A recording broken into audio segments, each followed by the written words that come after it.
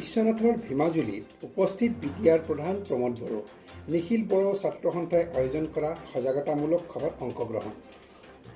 শোণিতপুৰত BPF-এ প্ৰাৰ্থী দি একো লাভ নাই। ৰাইজ বিজেপিৰ উন্নয়নৰ লগত আছে, নৰেন্দ্ৰ মোদীৰ পক্ষত আছে। BPF নেতা চন্দন ব্ৰহ্মই কাইলৈ UPPL-ত যোগদান কৰিব।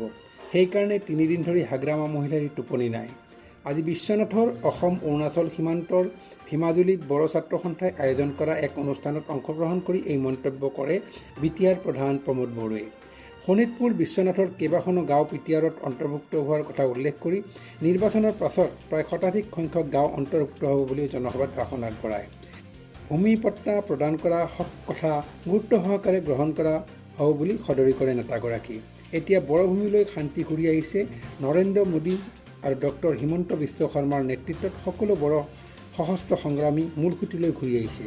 প্ৰমোদ বড়োৱে আগতে ভীমাজুলিলৈ মটৰচাইকেল লৈ আহিছিল আৰু এতিয়া গাড়ী লৈ আহিছে বুলি কৈ এনেকুৱা পৰিৱৰ্তনৰ বাবেই তৃতীয়বাৰৰ বাবে নৰেন্দ্ৰ মোদী প্ৰধানমন্ত্ৰী হোৱাটো বিচাৰিছে বুলি মন্তব্য কৰে।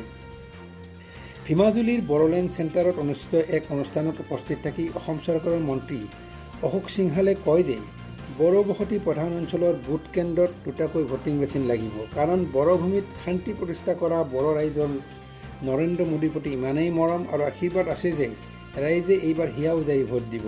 প্ৰধানমন্ত্ৰী, গৃহমন্ত্ৰী আৰু মুখ্যমন্ত্ৰীৰ আশীৰ্বাদত ল'ৰাবোৰে বন্দুক পেলাই কলম হাতত লৈছে। ইয়াতকৈ আৰু ভাল দিন কি লাগে? ল'ৰাৰ হাতত এতিয়া অস্ত্ৰ নাই। বড়ো ল'ৰাবোৰ জংঘলত নাই, ঘৰলৈ ঘূৰি আহিছে, মাকৰ লৈ আহিছে। এতিয়া এই চৰকাৰৰ দিনত চাৰিওফালে শান্তি আহিছে। অনুষ্ঠানত বিজেপিৰ শোণিতপুৰৰ প্ৰাৰ্থী ৰঞ্জিত দত্ত, এপচুৰ সভাপতি দীপেন বড়ো, বিশ্বনাথৰ বিধায়ক প্ৰমোদ বৰঠাকুৰে আদি কৰি বড়ো সমাজৰ লোকসকল উপস্থিত আছিল। আজি ইয়াত ভীমাজুলিত আমাৰ এটা এৱাৰনেছ প্ৰগ্ৰাম লৈছে আৰু এইটো বিশেষকৈ বড়ো জনগোষ্ঠীৰ মাজত এই প্ৰগ্ৰামটো ৰখা হৈছে।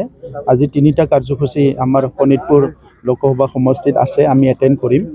আৰু আজিৰ সময়ত এটা সুন্দৰ পৰিৱেশ, মই আগত ইয়ালৈ আহিছিলোঁ, বহুত ঘাত প্ৰতিঘাত সংঘাত হৈছিলে এটা সময়ত, আৰ্মি অপাৰেশ্যন, বিভিন্ন সংঘাত, এই অঞ্চলবিলাক মানে খুব এটা অনিশ্চয়তাৰ ফালে লৈ গৈছিলে। কিন্তু বহুত চেষ্টা কৰাৰ পিছত প্ৰধানমন্ত্ৰী নৰেন্দ্ৰ মোদী ডাঙৰীয়া 2020 চনত যি শান্তি চুক্তি কৰিলে বড়ো সংগ্ৰামীসকলৰ লগত, মুখ্যমন্ত্ৰী ডক্টৰ হিমন্ত বিশ্ব শৰ্মা ডাঙৰীয়াৰ নেতৃত্বত আজি সকলো সশস্ত্ৰ সংগ্ৰামীবিলাকে মূল খুঁটিলৈ আহি গ'ল।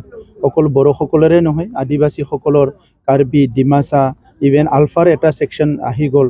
তো আজি অসমখনত স্থায়ী শান্তি আহি গ'ল। ইয়াৰ কাৰণে আজি এটা সময়ত মটৰচাইকেল লৈ ভীমাজুলিলৈ আহিছিলোঁ, আজি গাড়ী লৈ আহিছোঁ। চ' এনেকুৱা এটা পৰিৱৰ্তন আজি ভাৰতত সম্ভৱ হৈছে। গতিকে প্ৰধানমন্ত্ৰী ডাঙৰীয়াক তৃতীয়বাৰৰ কাৰণে চবে প্ৰধানমন্ত্ৰী হিচাপে আমি বিচাৰিছোঁ। আৰু এই সময়ত ভাৰতীয় মানুহবিলাকৰ, ভাৰতবাসীৰ মনটো প্ৰধানমন্ত্ৰী ডাঙৰীয়াই জয় কৰিব পাৰিছে। কাৰণ স্বাধীনতাৰ 70 বছৰ পিছত এনেকুৱা এজন প্ৰধানমন্ত্ৰী আমি পাইছোঁ, যিজনে নেকি দৰিদ্ৰ মানুহৰ কথা সদায় চিন্তা কৰে আৰু ভাৰতবৰ্ষখন এটি বিকশিত দেশ হিচাপে প্ৰতিষ্ঠা কৰাৰ কাৰণে চিন্তা কৰি আছে।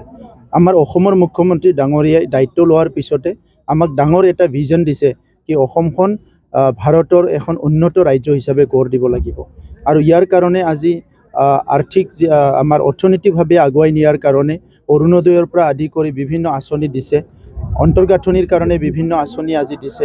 এই সকলো পৰিৱেশবিলাক চাই মানুহে এতিয়া আমাৰ মুখ্যমন্ত্ৰী ডাঙৰীয়াক চবে একচেপ্ট কৰিছে আৰু তেখেতে অসমৰ সকলো জাতি জনগোষ্ঠী ধৰ্মীয় লোকৰ মন জয় কৰিব পাৰিছে। গতিকে আজিৰ সময়ত কোনো ইয়াত NDAৰ প্ৰাৰ্থী বা বিজেপিৰ প্ৰাৰ্থীৰ কাৰণে কোনো চিন্তা কৰাৰ কাৰণে নাই। ৰঞ্জিত দত্ত ডাঙৰীয়া বিপুল ভোটত জয় হ'ব আৰু ইয়াত কোনো সন্দেহ নাই আৰু দূৰ দূৰলৈকে কোনো কণ্টেষ্টে নাই। আজিৰ BPF-এও কিন্তু শোণিতপুৰত প্ৰাৰ্থী দিছে। ইয়াততো আৰু বেলেগো দিছে, যিবিলাকৰ নাম গন্ধ নাই সেইবিলাকো দিছে। গতিকে সেইবিলাক ৰেফাৰেঞ্চত নাহে।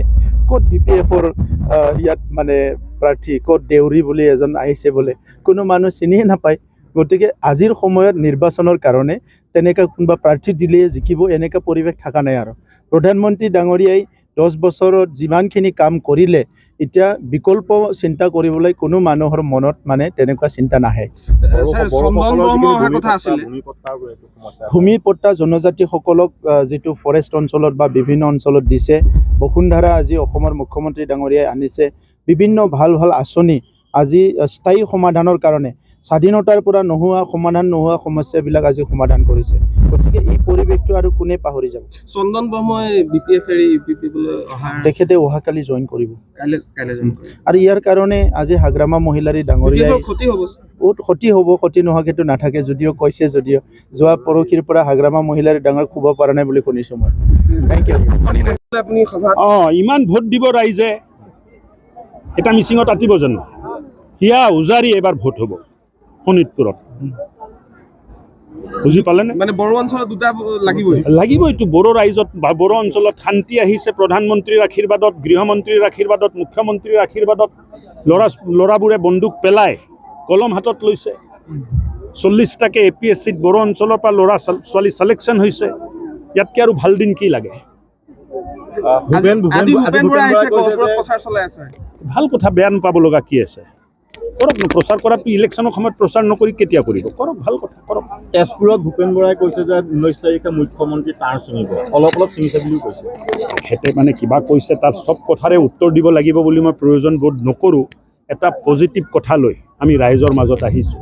10 বছৰ প্ৰধানমন্ত্ৰীয়ে কৰা কাম, BJP চৰকাৰৰ নেতৃত্বত হোৱা কাম, মুখ্যমন্ত্ৰী ডাঙৰীয়াৰ নেতৃত্বত হোৱা কাম, অসম এতিয়া সপোন দেখিছে আৰু এই সপোনবোৰ BJPয়ে বাস্তৱ কৰি আছে। অসমৰ ল'ৰা ছোৱালীয়ে সপোন দেখিছে যে আমি চৰকাৰী চাকৰিত নিয়োগ হ'ম, আমি আত্মসংস্থাপন পাম, আৰু তাৰ কাৰণে তেখেতসকলে যিটো সপোন দেখিছে তাৰ কাৰণে মুখ্যমন্ত্ৰীৰ নেতৃত্বত আমি সকলোৱে দিনে ৰাতি কাম কৰি আছোঁ।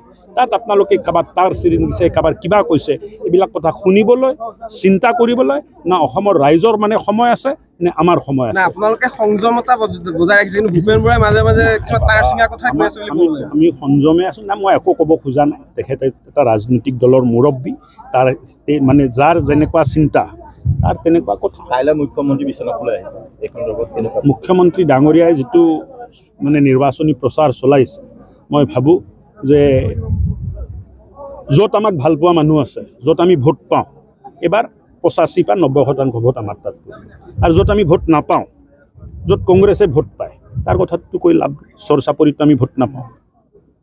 জইন কৰি আছে দেখোন BJP কৰি আছে, অলপ চলপ দিব, 2-এটা দিব, কোনোবাই দিব। ঠিকেই আছে, দিলে ভালে কথা, বেয়া কি আছে?